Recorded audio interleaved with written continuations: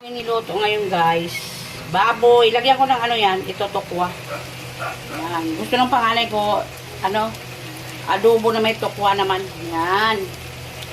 Ang aming ulam ngayon guys. Saka ito, gigisa ko pa kasi yan eh. Pinusted ko lang. Ito guys, ilagay ko yung laurel, paminta, sibuyas, bawang. Hulog na natin yan. Igisa natin. Sabay-sabay na guys. Sabay-sabay ko na yan guys. Kasi gabi na. Nagmamadali na. Ano oras na kayo guys?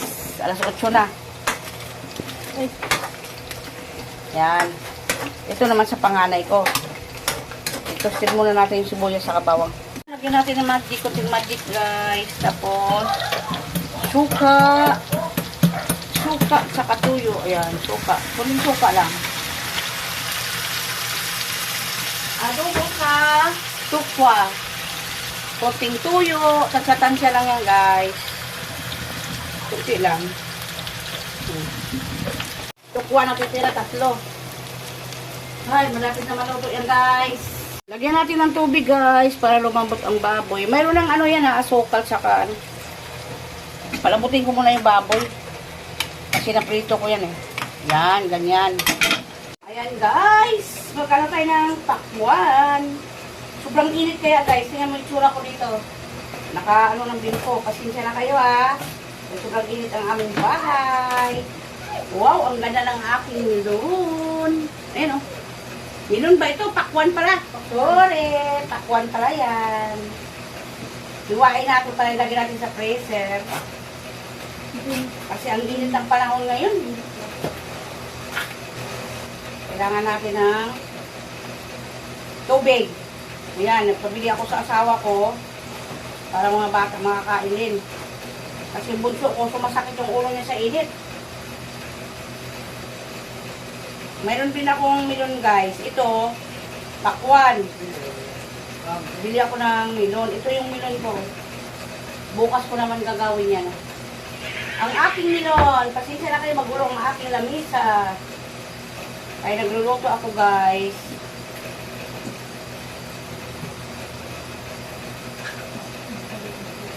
Ang dami namin ginagawa pag ganitong oras guys. Basta gabi yan guys, busy. Pagdating ng asawa ko, nagluto na ako agad. Kasi, pag hindi tayo magluto, wala tayong kakainin, di ba? Malinis yung kamay ko ha, nagugas ako ha. Yan. Iwain lang natin yan guys. Tapos lagyan natin sa freezer muna para lumamig. Kailangan natin ng malamig na prutas. Bagay talaga ito sa tag-init guys. Kailangan natin kumain ng ganito. Mahirap ma-stroke. Hindi natin madadala ang pira pag tayo nawala sa mundo. Kawawa yung ating mga anak. Ilagay natin to sa freezer guys. Ayan, ilagay natin sa freezer ang aking. Ayan o, punong-puno din yung freezer ko yan guys. Puro yelo yan, mabataas. Yan, ilagay natin sa freezer. Ayun ang aking mga niluluto. Luto-luto na naman si Tis. Nagluto ako, nagsabak ako ng hasa-hasa na isda. Yan.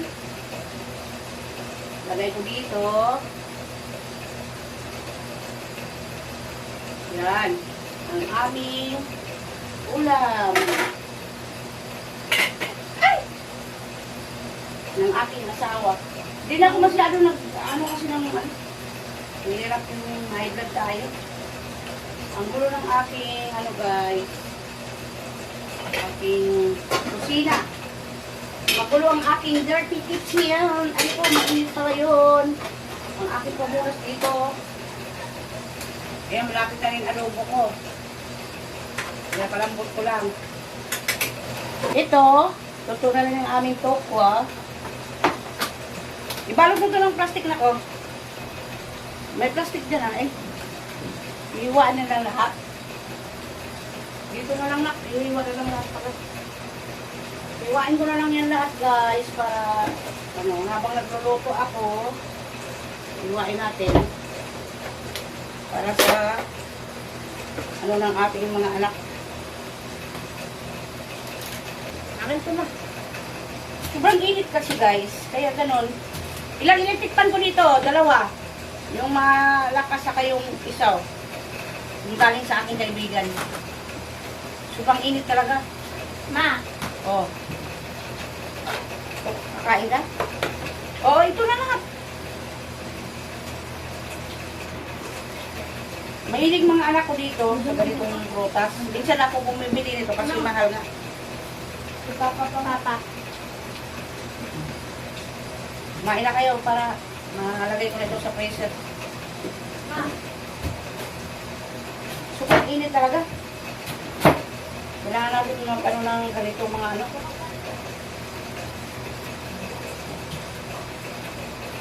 Pinapakain ko mga anak ko ganito kasi sobrang init talaga. Bunso ko nagreklamo na sobrang init.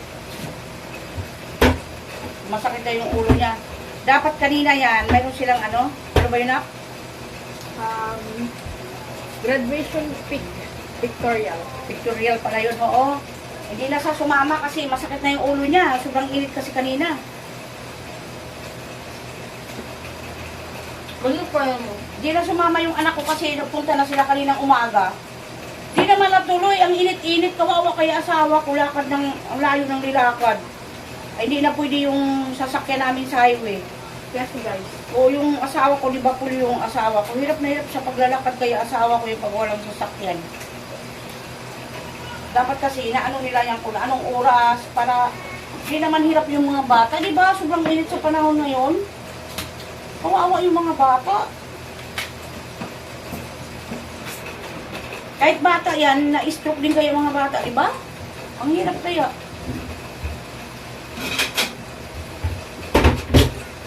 Wala kasi akong ano dahil guys, baka makita ang ating ano. Pasensya na kayo ha. Hindi talaga ako nagbra-bra pag ganito dito kasi sobrang init.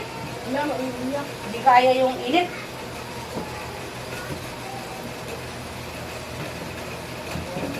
Ayan. Lagay ko yan sa freezer para malinis naman yung aking ano. Kuha kang plastic doon sa taas. Abutin mo lang, matanggal ka sa akin. Ang plastic doon yung pambalot natin sa prutas. Saan mo? Dito nga? Sa taas. Ayan guys, luto na ako. Ayan, kakain na po kami. Thank you so much sa mga support nyo sa akin guys. Ayan yung ulam namin. Tinulang isda na may suka. Ito naman ay tukwa para sa anak kong bunso. Ito naman sa anak kong panganay, adobong baboy sa katukwa. Ito yung tira naming ulam kanina, sinigang na baboy naman. Saka ngayon, ito naman yung aming prutas. Mayroon pa kaming milyon doon para bukas. Ayan guys, ang aming pagkain ngayong gabi. Ito, at saka yan, saka yan. Ayan guys, kakain na yung aking mga janakis. Ang aking mga janakis, kauna na kain, nagutom na daw sila guys, gabi na. Mag-9 na. Kain po tayo. Asawa ko nagluluto ka ng ano, lumay. Ito hindi makita yung ano natin. Kain po. Masyadong mataas natin. Ayun, pakiasin mo natin.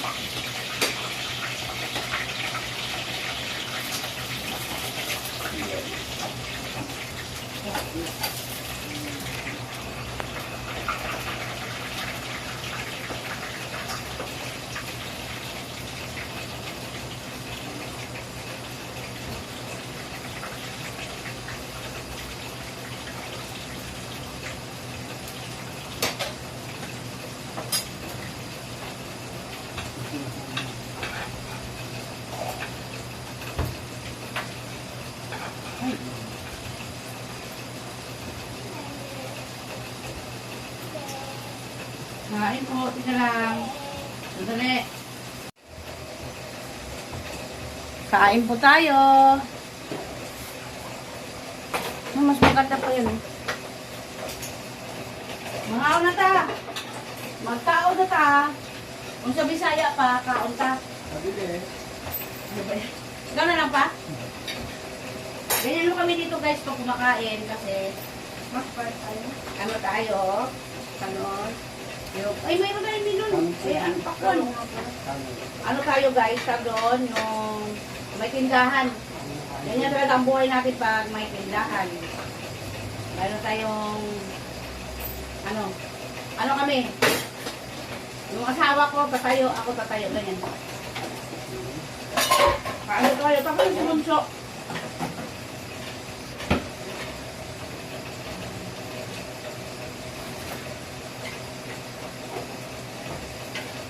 Ako ba ayaw ko kumain masyado ng baboy kasi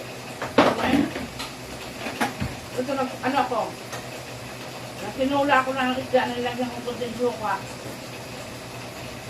Pampalasa lang, wala ng gulay. Gabi na lang sa asawa ko mahirap mag-ikot-ikot sa palengke, baka mahuli siya. Kain po, kain. Ganun anak ko. Bakit hindi ko makain sa Altaya? Hindi kami ka mag-chat out sa aking kaibigan dyan sa Australia, kay Anabida Cornelius Canales. Kain po, kain. Tapos na kumain. Kain po tayo. Kain Kasi, sa Pilipinas. Ano na guys, 50 degrees na. grabe init kayo dito. Naglaka na ako ng ng tanglad para iniinom ko na lang parang tubig na. Kasi hindi kaya, kanina, nahilo ako kanina. Kaya, nagpabili ako sa asawa ko ng milyon sa kalipakwan. Kailangan natin kumain ng ganun.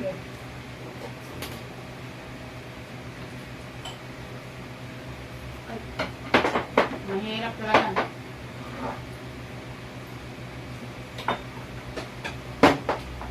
Kain ng ilok.